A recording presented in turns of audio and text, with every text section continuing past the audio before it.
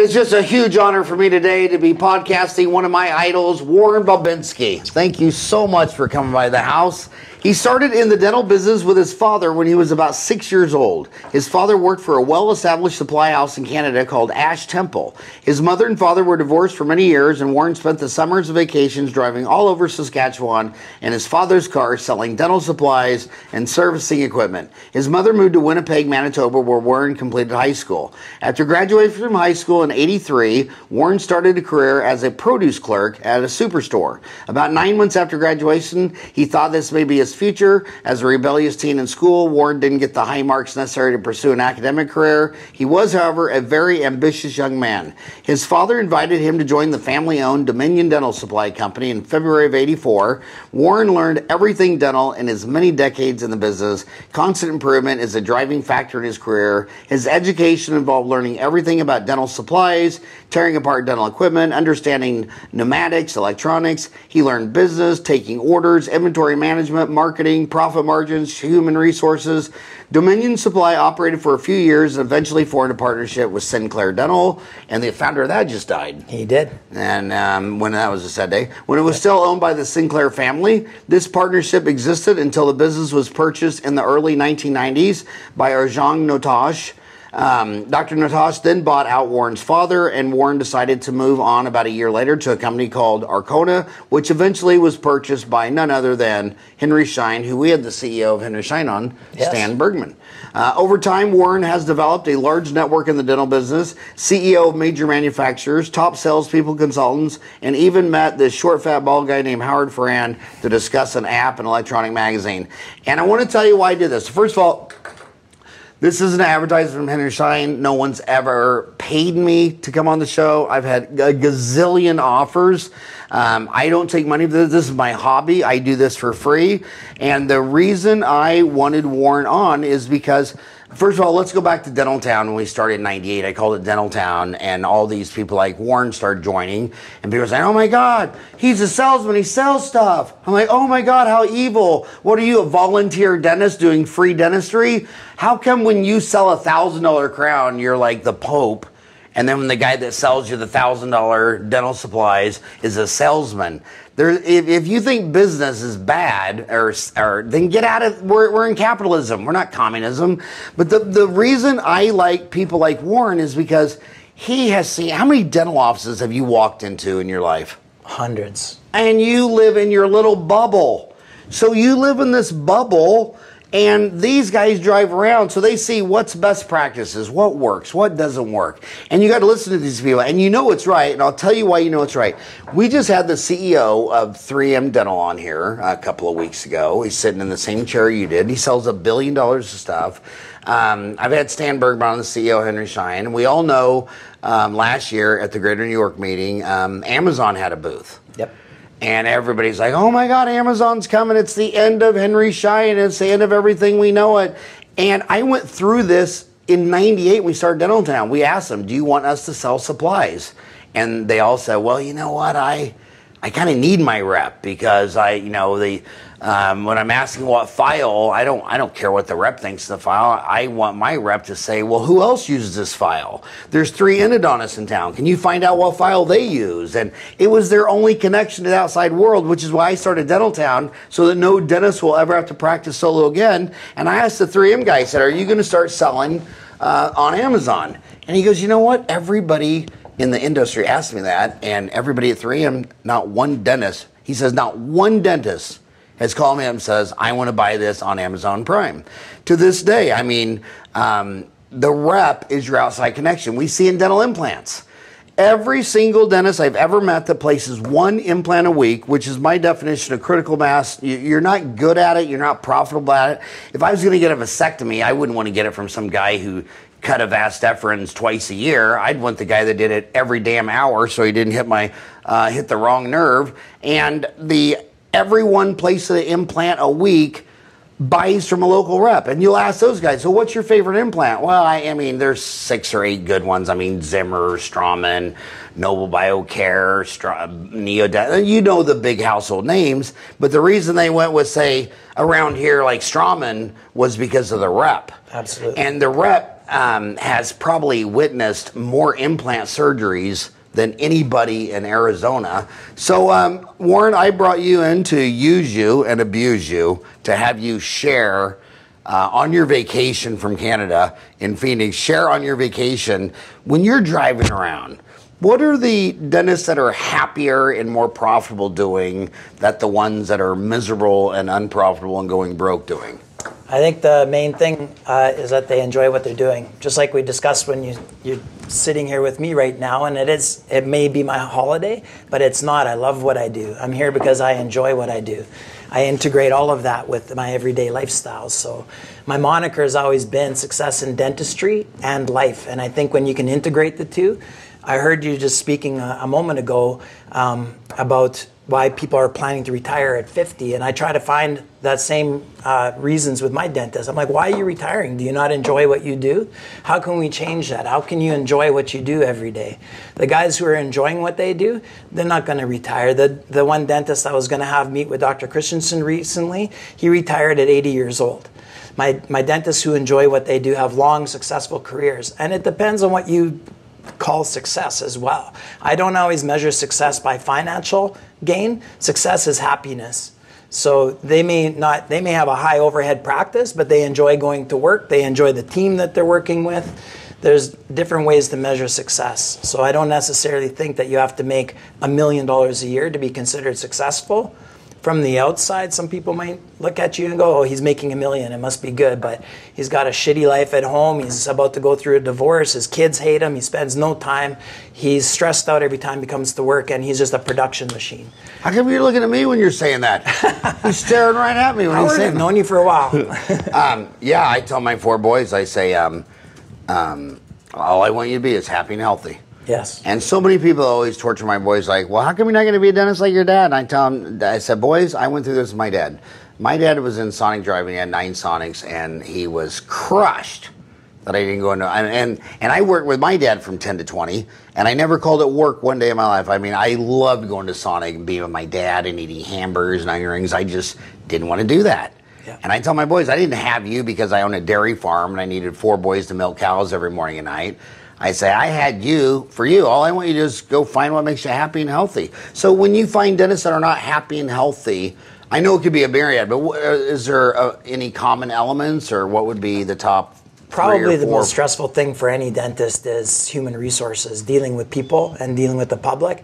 The typical personality for a dentist is kind of, the kind of guy who would enjoy being in a library, like just reading books and maybe not interacting with people.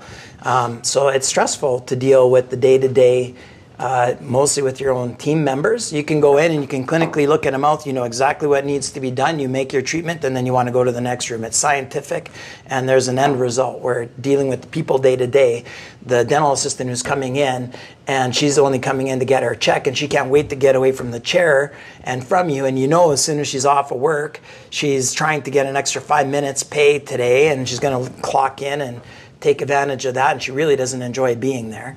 Especially the market that we're in Saskatchewan, we have a very big shortage of dental assistants right now. And so we need to proactively start to recruit dental assistants in Saskatchewan. I'm not even going to try to spell it. I'm not even going to try. It says, I need to learn how to do voice. Map of Saskatchewan, Canada. You're in Saskatoon, which is Saskatchewan. So it's British Columbia, which has Vancouver, which is my single favorite city in North America, hands down. That's because you haven't been to Saskatoon. And then we have, haven't we, Ryan? Where were we? I was in Regina, I think. Then there's Edmonton and Calgary. And which one has the Human Rights Museum? Winnipeg, Manitoba. Winnipeg, Manitoba. That was just badass. And you're in the middle. You're between Alberta, which is right above. So you're right above Bismarck, North Dakota, right? Yeah. Bismarck, North Dakota, and Montana. You said? Yeah. Okay. And that's where you live in Saskatoon? I live in Saskatoon. And how many people live in Saskatoon? About 300,000 now. So about the size of Wichita, Kansas. Yeah. And how many people live in the whole province? The province about 1.1 million. 1.1 million. Yeah. So that's a North Dakota, right? Yeah. About a North Dakota. And so how many dentists are in Saskatchewan? How many dentists are in Saskatoon? About 420 For the whole- practicing in the whole province. So we have a very good 420? ratio of dentists to per capita. Yeah. Yeah, it's around. I think we're the second highest in Canada. Our ratio of dentists per. And patient. what's the economy? Is it mostly one season of small grains? No, we're big oil actually. It's oil? Yeah, we're oil dependent. Potash, we do mining. Potash is what you need for cement. Yeah, and then of course we are the breadbasket of See, the world. down in Arizona, we just want the pot. Yes. And up there in Canada, they want the potash. Very, We'll probably very. grow it for you someday. So the natural selection of the DAT, they're just looking for people that can get A's in calculus and trig and geometry and physics and all this shit that you'll never use one time during a root canal. And because of that, you get the librarian geek. Yes. And so is he trainable? I mean, can he ever loosen up and get happy and have fun? Yes. Well, what do you think he needs? I mean, I'm not saying this kiddingly because I've seen a lot of success stories with guys that just went and got a therapist. They say, I started talking to this guy once a week. Took a year. I mean, I already answered 2 emails on this morning, and other people that are more different cases need medication.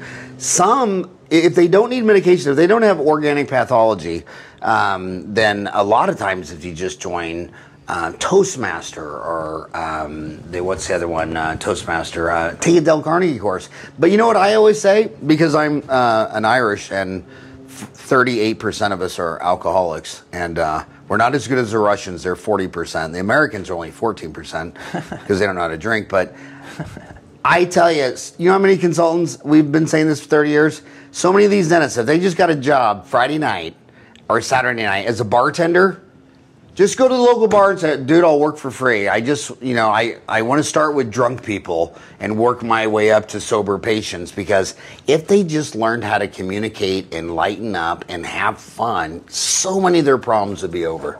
I agree.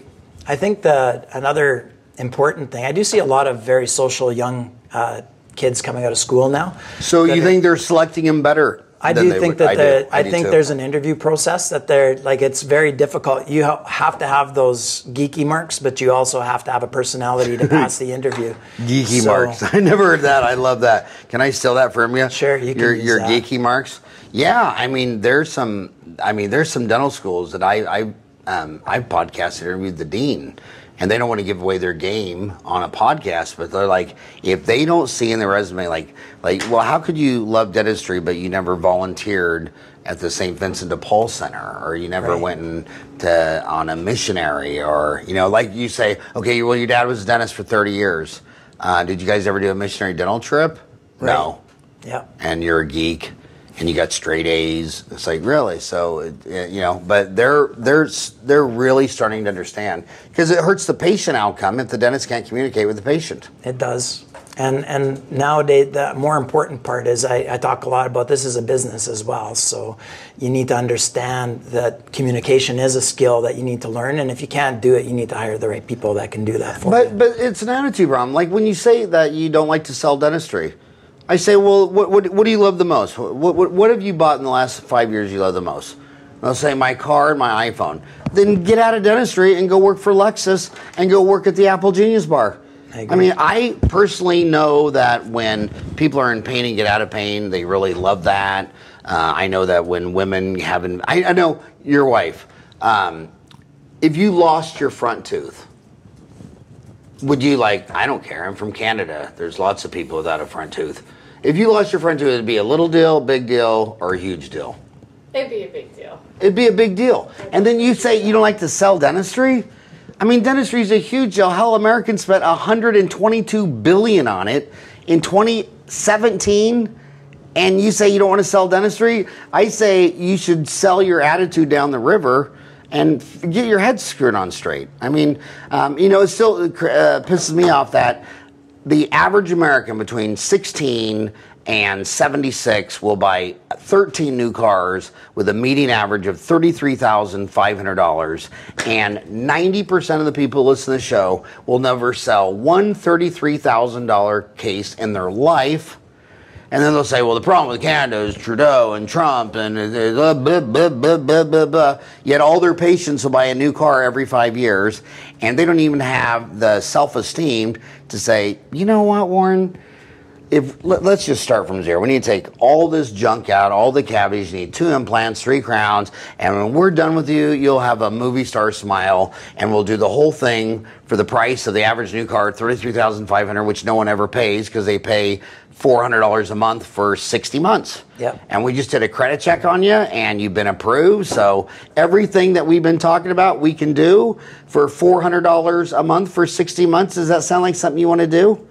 And you go into every zip code in America, and 1 out of every 20, that's their Friday case. They work Monday through Thursday, 8 to 5, and then they come in Friday for this one person. They're going to do a complete, that's their big case of the week. So every Friday they do an all-on-4 is $25,000 an arch. Yep. And every Friday they got a $25,000 case, 50 weeks a year. They're in a medical dental building with 8 people, and the other 7 guys have never sold one in their life. How do you fix that? I think it's an attitude. It's like you say, you need to teach that part. That this is, I think that right out of school, they're taught that to act like a doctor. You go to your doctor when you have a problem, and they are trained to fix it. And it's almost like an ethical issue, that it's something wrong with trying to sell dentistry. And I think that's where the problem is. I think it starts right from the schools. If you look at all the pictures on Instagram, I mean, look at it. Snapchat did an IPO and was worth $20 billion out of the gate. Why? Because women, by the way, YouTube is 80% men. But Snap is the opposite, because women, they take their selfie, and Snapchat knew they wouldn't like what they saw. So they had all these filters and lighting and add-on and all this stuff like that. I mean, women are huge into beauty, and it makes them feel better. Women hate it when they feel like they don't look right or they look wrong. I mean, the #1 cosmetic surgery in America, do you know what it is? I'm going to guess breast implants. Well, I like the way you think, but wrong. No? It's eyelid surgery. Huh. Have you ever looked at a woman and thought something was right or wrong with her eyelid? I didn't even know. I need to go back and start looking at women like, do you even have an eyelid? What is wrong with your head when you go to a surgeon and pay $3,200 to do surgery on your freaking eyelid? I mean, what was your next best idea? The bottom of your foot? So it's just, it's all in the head, and dentists should embrace this. I think they're looking themselves in the eyes, and that's what they see. Exactly. Maybe they're looking at their smiles as well. And that's why the orthodontists have their thinking in fear and scarcity that Invisalign is going, and they bought, Align Technology bought Invisalign, iTero now implant, or what is it, Direct Smile Direct. Right, yes. What is it called? They own 16% of Smile Direct. Smile Direct. Yes. And what they don't realize is that the ortho market is growing like amazing. Because when we were little, the only person who got ortho looked like they could eat corn on the cob to a chain link fence. Yep. Now 40-year-old women are coming in saying, well, there's teeth that's slightly crooked, and she's ready to plop down $6,000 on Invisalign to rotate a couple of teeth. And then you sit there and do some bleaching and just a little direct bonding, and she's just all giddy, which is when I was little, from 62 to 72, they'd line up them big Catholic families. They'd only pick the one child that could never attract a mate. They were so messed up, and that'd be the only one that got ortho. And the rest are like, the rest are... Look at Invisalign and look at Zoom whitening. Look at where the marketing's coming from. I don't think the marketing for those things started in the dental office with dentists saying we needed to find a new way, another revenue stream. Let's start promoting something inside. It was another company, another business that started and identified, here's an opportunity. They built the business, and they're doing the marketing directly to the patients and driving the traffic into the doctor's offices. Do you know my buddy Yarzuk? I do know the name. Where's Yarzuk? He's in Redwood or Yarzuk? Y-A-R Zuck? He's the guy that bought John Lennon's tooth at an auction. Oh, yeah, okay, that's why I know the name. And exploded his, oh my God, he got like, he bought it. Deerwood, Redwood? Red Deer, Alberta. Oh, yeah, okay. Red Deer. So, that's right. Sure, Red that made Deer. the newspapers. It actually got him like $10 million advertising. I mean, he was in every newspaper around the world, but it was amazing that it just got him instant celebrity fame that I've seen no dentist achieve. The only person who ever beat it was Walter Palmer, who shot Cecil the Lion. And so one of these nights, if I ever slow down, I'm going to go down to the Phoenix Zoo and just shoot me a hippopotamus or a giraffe or a penguin or something. And but anyway, the pushback he got from his own province in Canada. Yeah. I mean, everybody thought it was fun and cool and fascinating. It had so much marketing about dentistry and all these literally tens of thousands of articles around the world, from here to Kansas to Kathmandu to Taiwan, talking about, when they'd interview him, he's talking about all this dentistry and all the things and all the possibilities and blah, blah, blah, blah. And who was mad? His own dental society. Right. Who was pissed at him? The dentist in Alberta. Yeah. It's like, but they just, any other industry would celebrate it. Well, Canada is very conservative with marketing of any type. You can't identify yourself in the public as if you're better than anybody else. So, and that may be a part of the problem, and this may be the controversial part of Dentistry Uncensored, is that we try to present it that all dentists are equal. And as a matter of fact, in Saskatchewan, if you advertise that you have free parking, you will get a fine from the college saying that you're indicating that you're better than the other person across the street because they don't offer free parking. So you're saying that you're a better dentist. So if you bought a tooth and you advertise that you bought the tooth, you might be advertising something that is indicating that you're better than the dentist next door. And I think it's I don't know. I understand trying to keep it as a profession because you don't want cheesy marketing. You don't want bad dentists doing bad dentistry and giving the industry a bad look. But free parking, is that really going to make a patient's big difference? If they're going to you because you have free parking and they're not going to the dentist, they didn't have a relationship with that guy. He was probably too busy looking the other way every time he came in, and they're not going for the free parking. I don't understand how we control the marketing. And so it's funny. So again, it's always their province, their dental society is enforcing a race to the bottom. It's the same thing we see with elephants. These people who have big hearts are their biggest enemy because they don't like math, they don't like economics. For instance, like why we're coming up on 8 billion humans, 1 billion cows, 4 billion pigs, 4 billion sheep, and 25 billion chickens. And we're down to 30,000 elephants. And why? Because you can't sell the ivory and you got to protect. Well, they have no economic value. If all of a sudden those tusks, where if every millionaire wanted, you walk in the house and have the 2 biggest African elephant deals and then was willing to pay $1 million a piece, that 30,000 population would swell to 300,000 and there'd be elephant farms in Saskatchewan. Right, yeah. And so when you set up the egalitarian, which is Marxism, which is communism, which is insanity, then the consumer says, well, God, all the dentists are the same. And so my insurance says if I go there, it only costs this much and there's no out of pocket. And this guy doesn't take my insurance. So I'm going to go to this guy. So then this guy starts losing business because the perception. In fact, the biggest problem with dentistry we have today is that we got so good. 100 years ago, everybody in town knew, Old Man Johnson was 10 times better than Old Man Cranston, and blah, blah, blah, blah, blah. But this egalitarian communism, no differentiation, is a race to the bottom because the insurance companies just keep lowering the fee, lowering the fee, lowering the fee, and the consumer's thinking, well, they're all the same. I mean, for instance, like, if I was going to have my, I'm talking not me, but I'm talking about the average American public. I was going to have my appendix taken out.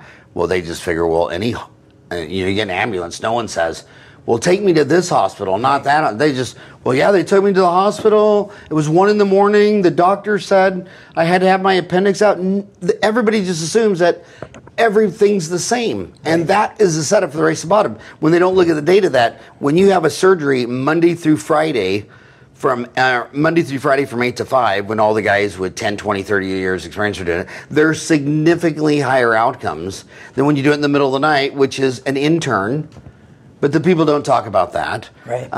So everything the province is doing is what is killing dentistry. And what is cheesy marketing to you may not be cheesy marketing to me. I remember one of my favorite movies with Woody Harrelson, what was The People versus Larry Flynt.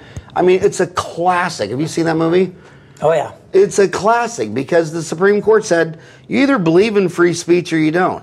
And even though this guy is vulgar and gross, it goes all the way back to Washington when somebody wrote a cartoon and he was leading a donkey to Washington, D.C., and they said the ass is leading. Which one's the ass, or right. Or some, I forgot what the quote was. But the bottom line is, if you start censoring pornography, well, the next thing you know, they're censoring dental advertising, and censoring dental advertising. I mean, I don't watch porn, but I don't. But there are moral equivalents, and taking away free speech for dentists to differentiate themselves, which is put onto the dentists in Hong Kong, in Romania, in Canada, and then when you go to where it's no bars hold capitalism, the dentist industry does better, the people do better. I might attract these type of people, you might attract these type of people, but we get higher people. I'll give you one last example and I'll shut up. In countries like America, where it's a two-party system, where you only have two choices, half the people don't vote in every election. But as you look at the democracies around the world, by the time you get to, I believe it's 7 parties, it's over 95%. Mm-hmm. And like my dental assistant, she's a single issue voter her whole life. And the only thing she cares about is dogs. And when nobody connected with her, that you're going to be better for dogs than her, and you're not going to euthanize them, and you're going to fund all these deals. She's like, well, neither of them care about dogs, they just care about money. But when you go to countries that have green parties and animal rights parties and environmental parties, everybody feels connected. Same thing with cars. Like, there's 9 major car companies selling cars in America. If there were 2, people wouldn't be as excited about cars. You'd probably take a bike. So we believe it's HR. We told them become a bartender, take Toastmasters. What else could they do with HR? With HR, sometimes I encourage a dentist to go and do something different, and I have motivated dentists to sell their clinics and pursue a different career. Sometimes you're just in the wrong place. You know, if you're not going to enjoy what you do, why do you keep forcing yourself to do it every day? Do you see that as a higher incidence in people whose mom or dad was a dentist and kind of family guilt-ridden them into a job? The few that I can think that actually moved on. There's another problem is you've spent a lot of money to become a dentist. You made a big investment in a business. You've got $500,000 invested in an education. It's hard to decide to just go and make music. So it wasn't there. And how many cases have you lived through that you got him out of dentistry? Personally, a couple, just a couple. 2? I mean, yeah. is it 2? 1, 2, well, 3? I can think of one in particular right now. But was their dad a dentist? No. He started his career as a pharmacist. He was going to be a pharmacist. Then he didn't like that, so he went back and became a dentist and practiced for maybe 5 years. And he thought he was stuck because he didn't think he could sell his practice. This was some of the first practices I got involved in selling as well. And I said, dude, I could sell you practice next week if you're that unhappy. Why are you doing that? You do really well with real estate investments. He had investments in Costa Rica. He was developing some property. He had some stuff on the East Coast in Canada. And he was making... It wasn't just that he was making money, he enjoyed it. It was something he really liked doing. I said, why are you practicing? Why do you want the next patient in your chair and you hate them? You don't want to get your hands in that dirty mouth, you know? Why don't you think of doing something? And he thought he was stuck, and I helped him sell his practice. I'm like, I'm seriously going to bring you somebody next week. I'll bring you somebody who wants your practice. And I helped him move on. I encourage people to pursue their dreams. And that's why I say when you look at success, Howard, it's not necessarily that you're making $1 million, that you're running at 80%. We kind of put that pressure on each other too. You look at your colleagues and you think they're successful because their practices are doing so well. And that guy, 3 years out of school, he's billing 1.5 million and you're only doing 750. But sometimes that other guy's feeling a lot of pressure and he's not as happy as the guy's billing half as much. And remember, my 30 years in Phoenix, Every year, I can give you a name of 2 to 3 dentists who take their own life. Yeah. I mean, you think Phoenix, if you look it up on Wikipedia, you think it only has 1 million people, and that's true, it only has 1 million people. But the metro is 3.8 million. There's a lot of dentists here. 2 to 3 take their life, so really you have $1 million practice, you believe you have? And the 30 years I practiced in Ahwatukee, I'm only aware of 3 murders. All 3 murders were a domestic murder inside the house. Yeah. And I know, because I live here, and I'm a dentist out here, I know where those 3 houses are. Yeah. And they were all, every one of them, every 3 for 3, the house was worth over $1 million. Yeah, so you want $1 million house, $1 million practice, and then you kill yourself or your spouse. Yeah, and there's way more rewarding things in life. Monetary things are important. Like, but back to your deal. Do you realize that's why I've had Grant Cardone on my show? How many times, Ryan? 2 times. 2 times. You know why? Because just like you said, I know so many dentists. Oh, there's a podcast on Dental Town. What's the real estate one called, Ryan? The Dentist Freedom Blueprint. He's got 153 podcasts. He's got a gazillion. Dr. David Phelps, and me and him have the same inside joke. He's like, so many dentists are just miserable making their money, and then they fly out to him, and they're just like in heaven, buying a 16-plex and renting it out, or a 12-plex or whatever they have. I've had Grant Cardone on twice. I mean, I know so many dentists where their day job is dentistry, and then their happiness and vocation is real estate. And I always tell them the same advice that you do. It's like, dude, this isn't making you happy. And you're never going to be Grant Cardone if you're spending your day job Monday through Friday, 8 to 5, doing something you hate. Just have the freedom to go. But you know why they don't have the freedom? Because when a normal person buys a house, a physician, dentist, lawyer had to buy too big a house. Normal person buys a Honda, they had to buy a luxury, Beamer, whatever. Normal people go camping at the lake with a 12-pack. They have to fly to Hawaii. I mean, they can't do one category. You're making a good point, actually. Like you asked, they can't live within their means. The guys that are happy, actually, that I mostly know happy, if you want to sum it up, they live pretty modestly. They actually, like, I think of my young guys that are coming out of school. I can think of one dentist in particular, and he's going to listen to this blogcast. And he stayed at home while he was buying clinics, and he was working at clinics that he just purchased. He dropped $1 million to buy. He was still coming home to mom cooking him supper. He was paying off his student debts and paying off the clinic for a few years before he went and took on, buying his own home and starting the rest of his life into his 30s. And I do see a lot of the guys I play hockey with that I've been friends with for many years live very modest lives. Very modest people, too. And they're very happy at their clinics. So you're very passive aggressive then if you support hockey. I mean, I am. You can't be fixing teeth in the day and then drinking beer watching them get knocked out at night. Well, yeah, that's Come on, pick one team. Either you like teeth or you hate teeth. But you know what? Arizona's got 2 dental schools, Mesa, AT Still, and Midwestern in Glendale. They dump out 217 kids a year. And I say, go back home and live with your mom, your dad. They would love it. Well, I want my own place. Okay, well, you're going to be miserable. I mean, you've already borrowed and your mom feels bad anyway that she couldn't pay your $400,000 or $500,000 deal. When you say, Mom, can I come back to the room or live in the basement or whatever? Live below your means. Minimalism.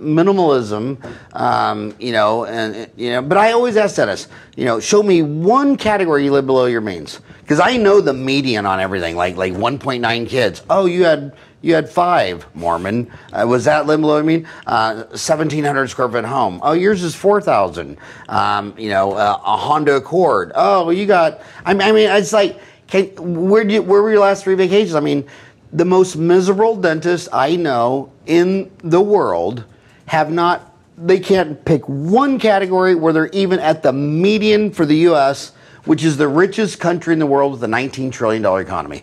Not one thing is even below the median. And the happiest ones, like Warren Buffett still has his first house. Some of my best drinking buddies in Ahwatukee still living in the first house they bought 30 years ago. Well below their means. They don't have to do anything. They're not stressed out. So HR, live below your means. What else? Well, I think when I do sit down, I sell about $10 million of clinics a year, or I'm involved in the process because officially I don't sell clinics. I do it as a courtesy and as a service to my customers. Why don't you do it as a profit and take a 5% commission? It's a conflict of interest to be a Henry Schein rep. As a Henry Schein rep, I get paid to sell dental supplies, Howard. So it's Henry Schein says you can't do it? Right. In Canada, I have a contract saying that that's a limitation for me. Is that from Stan Bergman up top? Or? It might be a Canadian thing, because I think in the U.S. they actually have a division. That doesn't sound very Stanley Bergman. No. And there's, you know what, we're expanding, right? There's lots of possibilities, but I've been involved in clinic appraisals for 30 plus years. I understand the business, so. What did Henry Schein just say they're going to spin off? It was their animal. The vet division, yeah. Yeah, their animal. Our animal care. Yeah. So, was animal care a big part of Henry Schein in Canada where you are at? Nothing to do with us, really. And really in Canada, not a lot. We're 98% dental. We have some medical division as well. It does okay. Yeah. Yeah. In Canada, when your animal gets sick, it's dinner. And it's very, very different than in California. It could be. And I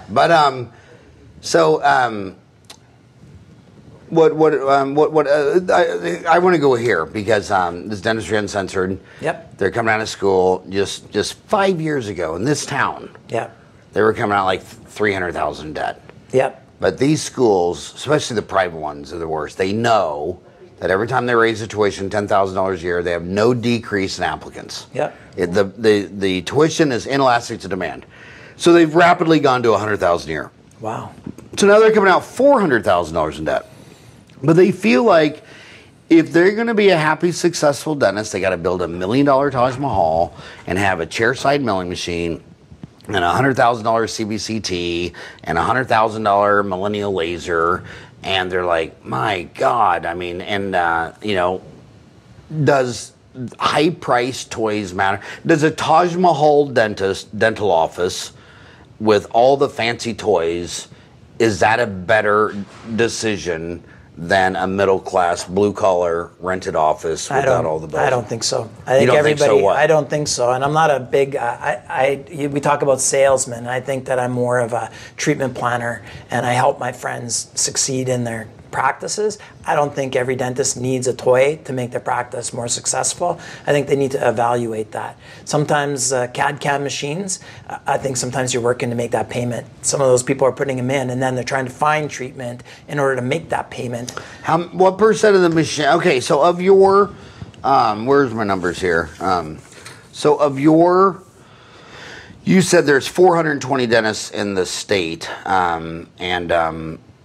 how many were in Saskatchewan or Saskatoon? Saskatoon has about between 80 and 100. Okay, 80 to 100. What percent of them, let's just say instead of 420, 400, what percent of them have a chairside milling machine? We're pretty high. So I'll go with digital scanners in general. So digital scanning, 1 out of 3 dentists. No, okay, 1 out of 3 digital scanning, yeah. but I'm talking about scanning it to your own. So CAD/CAM milling, which is way more expensive. Yeah. I'd say 10% of our market. So maybe 10 to 15 dentists in my Okay, so 10% have a CAD/CAM. Chairside milling. Chairside mill. And of those, but 33% or a third have digital scanning. Yes. Okay, so those are 2 very separate deals because what's a true depth scanner? From 3M, $17,000. In Canadian, about $2 million. The true depth is about 20 grand. So 20,000 grand US or Canadian? Canadian, 20,000 to 50,000, depending. Like to go trios, like a 3-shape product would be 50. But that's 50,000 Canadian. 50,000 Canadian. So that'd be 35,000 US. 35 US, yeah. Okay, so but the chairside milling would be. Yeah, at about a 100K. Cerac machine. Yeah, it's about add 100K to that. Plus, you need an oven and other. Yeah, but so only 10% bought that. But of those 10% that bought it, let's just say it was 10. Yeah. How many of them bought it and regret it? Half. How many bought it and never even use it? I think they all give it a try, Howard. But there's a big learning curve there. Okay, so here's what I want to tell you. Okay, you were in dental school with these 100 people for 4 years. There weren't dumb people in your class. You can't get into dental school, med school, or law school being dumb. You might not like the person. You might think he dresses dumb. You might think but they're not dumb. When 90% of your colleagues make the decision to pass, really, you're just all that in a bag of chips. And then when a guy who sees more offices than you'll ever see says half of them regret it, then why are you sending me the hate mail that why are you bashing CAD/CAM? Why are you bashing chairside? Shit, they buy advertisements in my magazine and I still bash them.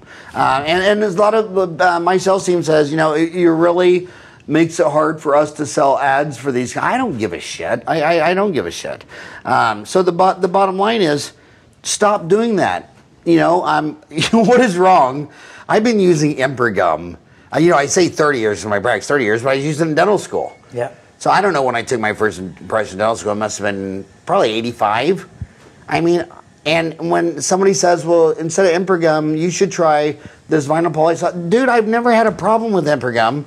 For 32 years, it's like what, 15, 17 bucks for an impression? Yeah. And then I'm spoiled because I'm in Phoenix. Within 10 miles of my house here, I've got 10 amazing labs. I got labs where if I say, can I send them over for a shade guy? They're like, I'll be at your office in 5 minutes. Yeah. Now, I understand it's completely different if you were in northern Alberta and the only, do they even have Uber up there? Or is it just like penguins carrying a cart? I wish we did.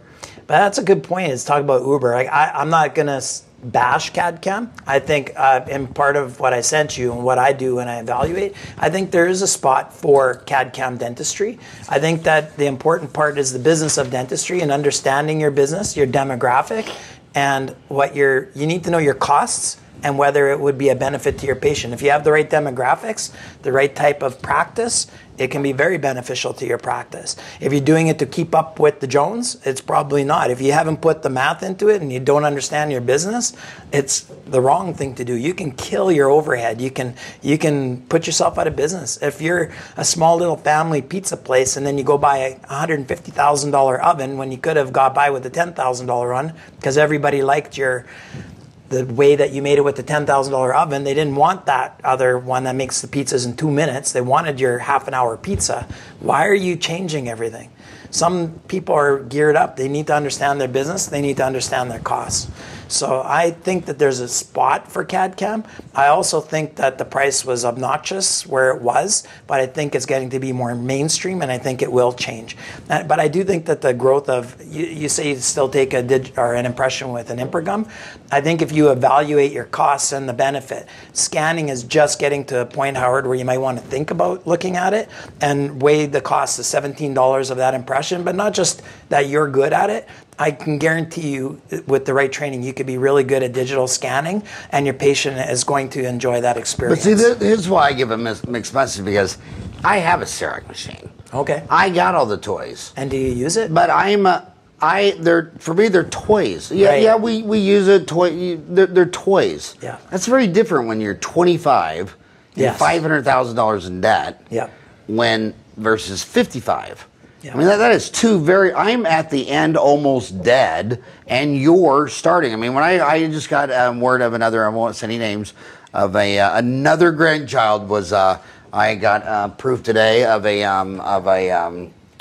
ultrasound. Okay. And it's obviously a boy, and yeah. But that's very different. These kids, they haven't even started their family yet. But I got them out of curiosity, intellectual curiosity. Fun, whatever. But I just have no problem. I just like the way I do a single unit crown, and I'll do a pack cord and Emperor gum and a sideless Premier triple tray. I've been doing that for 30 years, and I just don't know why I need to. Well, the reason I'll tell you why. Like the oral scanner. Okay, you buy it from True Def. They say, well, instead of a $17 impression, buy a $17,000 True Def, and you're like, okay, and why is that? And then they want you to sign a software agreement. Yeah. That's $200 a month. Exactly. And then I'm like, ridiculous expensive. And then I'm sitting here, call me stupid, but I'm looking at where's my calculator? $2,400 a year divided by $17. That's 141 impressions just for the software agreement. Right. I applaud 3M for their stock because you want the subscription revenue. That's why Netflix on the Wall Street is worth $70 billion, the same as Disney. Yeah. Because Disney's in this old model where they'll release a movie and they'll say, well, we did $100 million opening season. Netflix doesn't give a shit about any of that because they're growing this user base where every month they ding a gazillion people for $12. And Wall Street wants to know the subscription model because it takes a lot of effort to sell you to go see this movie. But Netflix, they're looking at Netflix just coasting. And the highest multiples on Wall Street are subscriptions. So I applaud 3M because there's more money to be made on the dinging all these dentists $200 a month for the software than it was to give them the 17,000 TrueDef. In fact, if they were really smart about it, they give you the damn oral scanner and just start building up the $200 a month subscription revenue, especially during a downturn. Because during a downturn, people don't buy anything, but they're still getting dinged for Netflix and Spotify, and now YouTube's got the YouTube Red. So I understand the subscription revenue model, but I ain't falling for it. I'm going to sign some contract where I got to give you $200 a month in perpetuity. I'm curious because you have an MBA as well. 141, you said 141 impressions for that price. How long does it take you to do an impression, and what do you work, how much does it cost you for your time or your assistant's time? Have you broken down the cost? Like, you know that the impression material is $17, but how much is that chair time actually costing you? Well, I know that most of my drinking buddy alcoholic friends schedule an hour and a half to do a crown. Yeah. I know I schedule a half hour. It's interesting. So, if you look at it, this is why I developed time factors about 20 years ago, and it was a matter of showing. It came out when curing lights. Remember when you were using the old curing light with the bulb in it that would burn out every 2 weeks and $150 for a new bulb?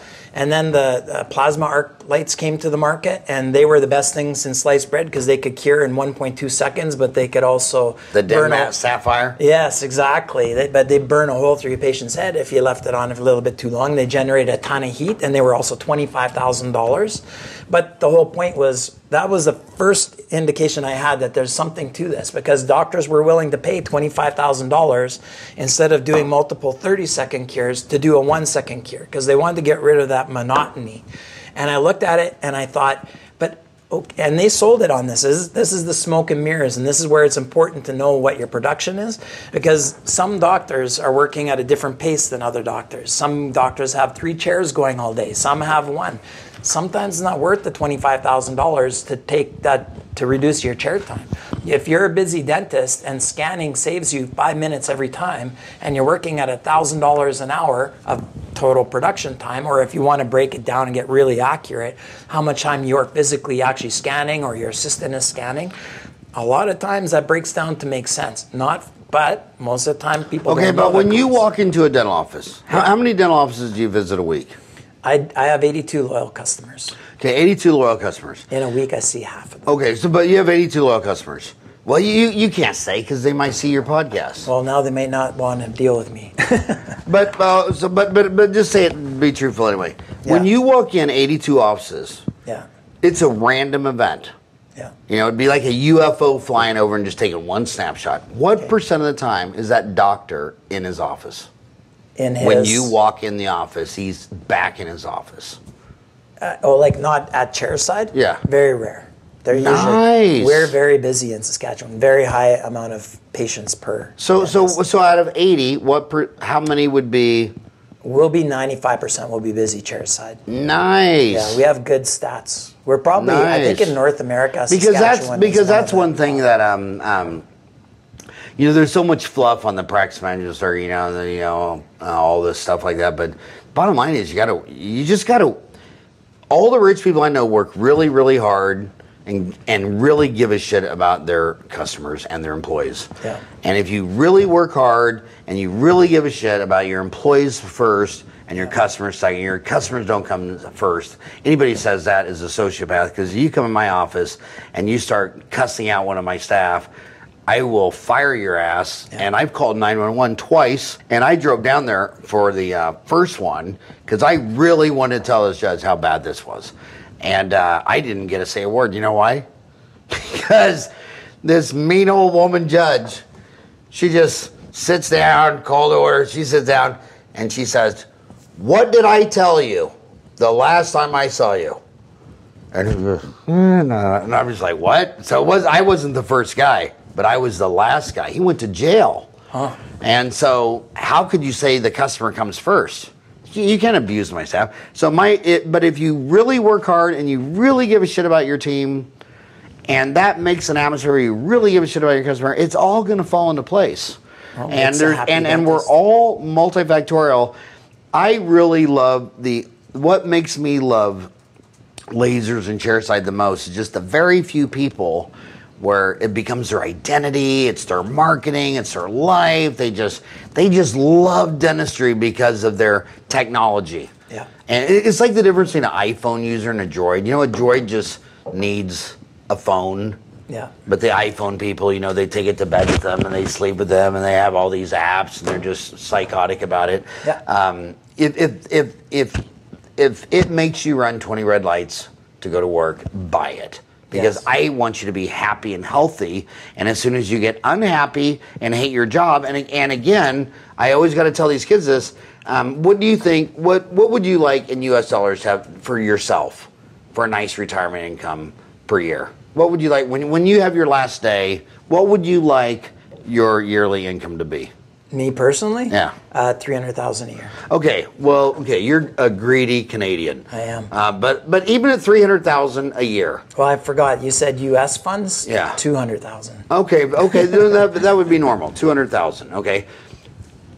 Bonds are only paying 3%, so take 200,000 divided by 0.03, you'd have to have $6.5 million cash in the bank. That's why I'm telling you that the happy guys, they don't retire. So let's just say that he loves what he's doing because he fixed the things he didn't love, he fixed. He fixed his attitude. He quit doing things he hates for money. Whenever you do things you don't like to do for money, it leads to depression. That's why your hooker is a heroin addict.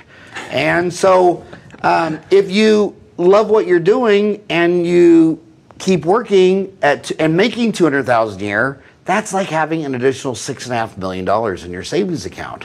So it's so important. So when you tell me, and there's big threads on Dental Town, it's like, well, hopefully, I'm 42, and hopefully, God help, I can retire when I'm 50. It's like, oh my God. You don't sit there and look for an 8-year end of the line. Find out why you're miserable. Yeah. Fix why you're miserable. Get happy and healthy now. And when you're miserable, then they do a lot of dysfunctional stuff. They start drinking the Listerine and eating the Vicodin and kicking the dog and turning over staff and turning over patients.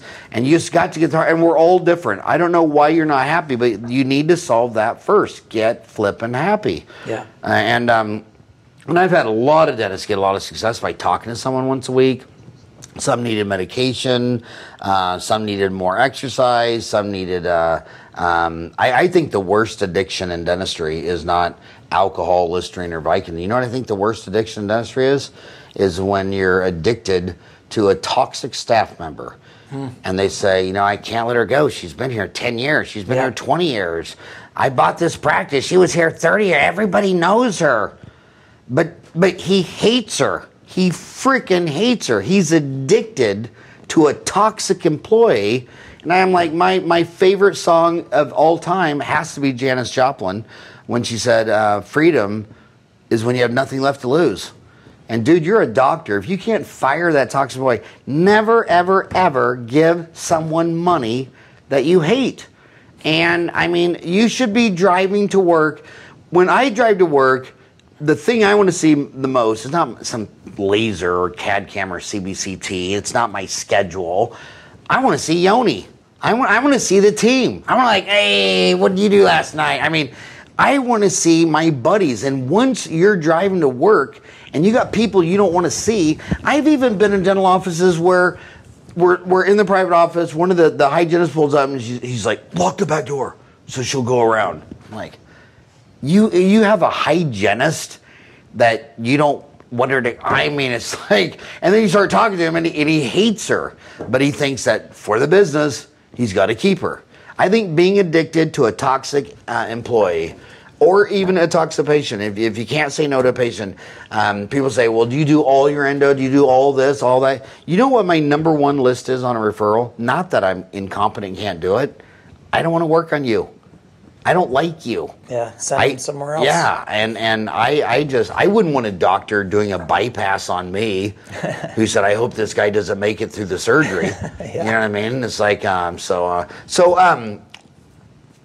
what other pieces? We were on technology, we were talking money. This is Dentistry Uncensored. Sure. I know your bride wants to leave, but probably the biggest controversy I can smell in Canada is the rise of corporations. Yes. And people are almost thinking it's almost like you've been invaded by the Russians or the Nazis or what is your spew on what are your thoughts on? Well, I corporate think dentistry? that Has it made it all the way inland to? Well, it's coming, and so it's not there yet. No, we have a big corporation. There's one very large. 5 years ago, maybe 10, but in the last 5 years, I figure last year there was about $1 billion of dentistry performed in Canada by dental corporations. 5 years ago, it didn't really exist. So my timing might be off there a little bit, but in the last 5 years, it's grown significantly, and it's probably going to double again in the next 5 years. Very aggressively buying practices, and the business model is the same worldwide. They take the guys that are older, and they've driven up the market What's your values. definition of older? I shouldn't say that. They like young practices. They're trying to find anybody who doesn't, in my opinion, understand the business of dentistry, offer them a very good amount of money for their practices, probably at or above market price, so that they'll sell their practice. Because to me, in the short term, the guys who are starting the idea, it's like the startup company. They have a nice plan for the next 5 to 10 years. They're going to pay out a 3 to 5 times multiple, and then they're going to 3 to 5 times multiple of what? EBITDA. EBITDA. Earnings before interest, taxes, depreciation, amortization. Yeah. So 3 to 5. That's a big spread. 3 to 5. It is a big spread. Is it Depends more on the 3 market that they or have more? to buy in. If they're in Toronto or if they're in Saskatchewan, depends on how competitive it is. So in Toronto, they'd only have to pay. It might be higher. So Wherever in it's Toronto, competitive, could they'd be 5. paying 5. Yeah. But in Ontario, it'd be closer to 3. In Saskatchewan, it might be 3. Okay. Yeah, it just depends. And it depends. It could be rural practice as compared to... And when they're buying the office, is it the old man staying on, or does he get the money and run? It's the same kind of thing that happened here. They'll give you a 5-year contract. You need to produce X number of dollars. Now, I got to say, I don't know all the ins and outs. I haven't been privy to see the contracts. But from what I understand, the current doctor has to practice and maintain for the next 5 years. They get paid the associate fee. So they're giving up their profits to the company. In my opinion, the 15 to 20%, which is usually what they're after for earnings, are almost paying off the company. So they're taking, they're getting the supplies a little cheaper. They're getting 5% extra out of the $1 million a year practice. They're generally after the bigger practices right now, trying to go for the 2 to 3 million. But my concern is the future of dentistry, and I see that Henry Schein has a very good relationship with corporations, and we can't change what's going to happen. But I don't think that there's a lot of people advocating for the individual practices. And I think understanding the business of dentistry is super important to keep our business alive, to keep the independent owners going, understanding profit margins and their cost of performing a procedure and keeping people happy. They think that they're free from having to deal with the assistants and the hygienists and the team, because then they can focus just on their dentistry. And corporations are making business owners, turning that into just jobs. It's turning it into jobs. So I do have concerns about it, but it's also... Now, not to be sexist, since your wife is at the other end of the table. Yeah. Can they see her on this camera? She's beautiful.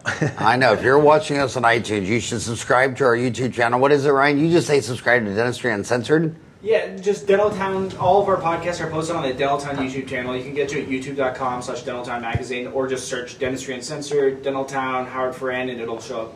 Really? You can find my podcast just Howard Farran? Yeah, if you go to YouTube and type in Howard Farran, it'll definitely... Is it a porn site? It is a porn site. It is? Seriously, I own dentalporn.com.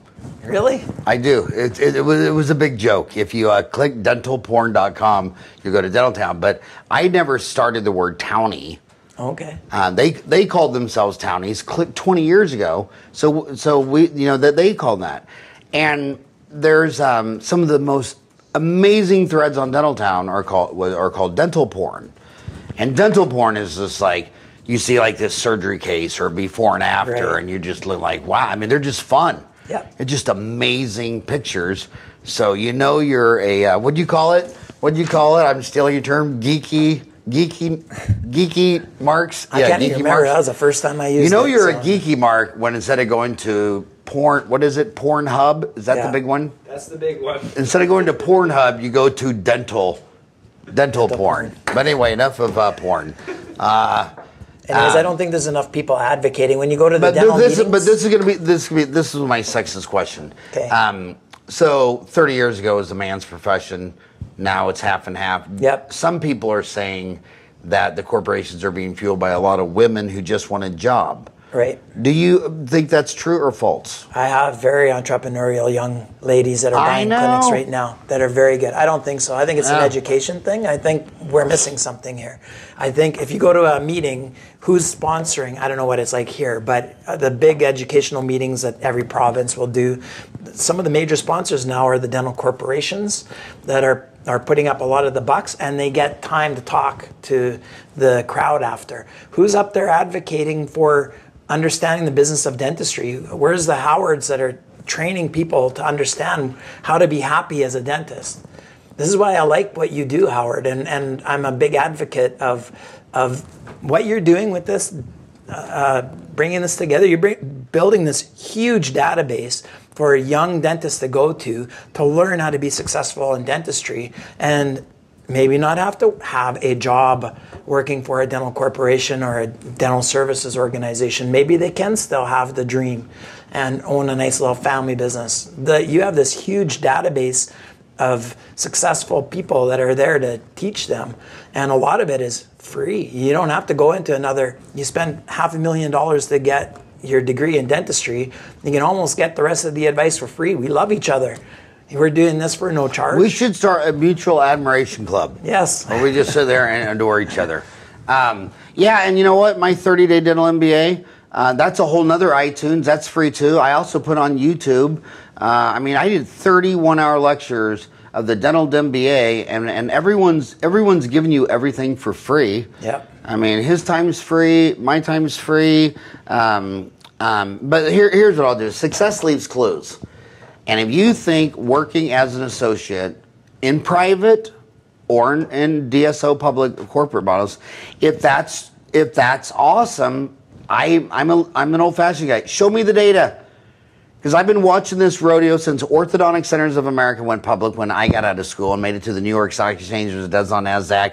And here's how the scam rolls. If they say, okay, I'll buy your practice, but you got to say 3 years, and in 3 years and 1 nanosecond, the doctor runs out the door, they all crash and burn, and that's all I've seen. And then if you say, well, I'm going to come out of school and I'm going to work for McDentals because that's just great, fantastic. Let's roll the clock back 3-4 years. Show me all the kids that are still there. They're burning and churning associates. So when these corporations, and I don't like to badmouth corporations because a lot of them are owned by some of the finest people in the world, like Rick Workman of Heartland and Steve Thorne of Pacific Dental. It's the same in private practice. It's the same when they go work for their own mother. It's like, I became a dentist because my mom's a dentist, and after a year or two, what does she do? She doesn't want to listen. The same reason she moved out of the house and didn't want to live with her mom. I just don't see associates working. I mean, I almost never, ever, ever, ever meet an associate that said, yeah, I've been an associate for 5 years, just love it. Right. So the way humans are is you want your own cave, your own bad station, your own bad channel. You don't want to be monkeys hate it when they're under someone's thumb. They want independence. They want freedom. You would rather live in a box under a bridge than in a castle and be miserable. And as soon as the corporations are saying, well, you got to do this, and you got to use this lab, and once you tell a dentist 3 times he has to do something, they quit. Right. So you're a monkey. You're a talking monkey without a tail, and you want freedom. That's all you want, freedom. And the happiest dentists are the ones that work for themselves. They have freedom. They live below their means, and it's never about how much you make. It's about how much you spend. It is. I agree. Anything you want to add to that rant? Yeah. No, I don't want to be anti-corporate either, because there are some good people in there. I agree with you. Some of my clinics are corporate as well that I work with, and I am concerned about the future and the business model. What happens after the experienced dentist that's built that practice and is doing that gross? What happens after? What's in the next stage when the associates come? And are they going to be motivated? Because the practice got to that point and it was built by that dentist because of his passion for owning his own business. Is the associate going to have the same feelings? I mean, not everybody wants to be an employee forever. They're going to stay for a few years and move on. I don't know about how that corporate business model is going to keep working. I wouldn't invest in it. I'll just say that, and I do well with my investments. You just said it.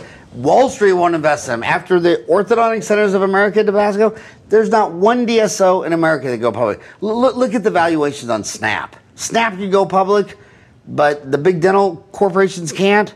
They can't go public. There's not one publicly traded dental company on the New York Stock Exchange or the NASDAQ. And think of how many shitball companies are alive and traded on NASDAQ today that will be gone in the next downturn like that. And yet no dental deal comes because there's nothing. It's just a rollout. We're a personal services company. So get happy, get small, get minimized. Quit living over your head. You know, most of these dental students, if you broke into their house and wanted to hide something from them, you just put it in the oven, and they'd never find it. Did you know that when we were little, we actually had coffee pots? We didn't have to go to Starbucks and give someone $7 for coffee. In fact, when I was little, did you know coffee at every gas station was free? Really? I'm serious. Every gas station had a coffee pot, these little styrofoam cups, and another cup with some sugar packets and a stick. I've gone from coffee is free to these people coming out of dental school, $80 gazillion in debt. And what do you think the average Starbucks coffee is? Ryan, what does it cost for the average person to go get a Starbucks? Let's see. I mean, what would you guess? Like $7 probably. She said $5.95. What'd you say, Ryan? Oh, I said 7. She's probably closer. I guess it just depends. Okay, on $6. And let's say you work 50 weeks a year, 5. So 50 times 5 would be 250 times a year times 250 times a year. That's $1,500. And then you do it from age 25 to 65. Okay, so that's $100,000. So all these little, again, I keep asking you, I know where the mean line is for income, household income, median household income. I know the means, the modes, the mews. Show me one thing that you live even below the median. The thing that drives me batshit crazy with dentists, physicians, and lawyers is that they can't, they're not in their damn shoes. You'll go to a party and some dentist say, oh my God, he's got a pair of blah, blah, blah, blah, blah. It's like, I think you're messed up just because you know the name of his shoes. I mean, how messed up are, and then you find out that he's wearing a $200 pair of shoes and they don't make coffee at home. They spend $100,000 in their lifetime on Starbucks. Their car's too nice. Their house is too big. Their vacations are too big. And then they want to know why they're hanging themselves on a ceiling fan.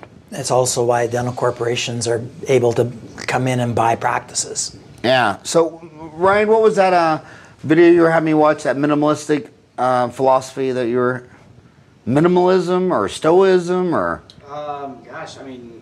You mean I'm watching YouTube videos that you're sending me and you don't even know what the hell? What are you talking about? No, you sent me this YouTube video. It was a couple months ago about. Okay, a couple months ago. It was a philosopher, some philosopher of minimalism. Oh God, you know You don't remember? Okay. Was it that Sandu Guru or something like that? Guru? Sad Guru. I bet you sent them Sad Guru. I'm too, I don't dare send that to my dad. Okay. I had never heard of it, but hey, seriously, dude, to come on vacation, to come by my house, to talk to my homies. Hey, Thank you Howard, so much. I appreciate it too. All right. I hope the rest of your vacation is rocking hot.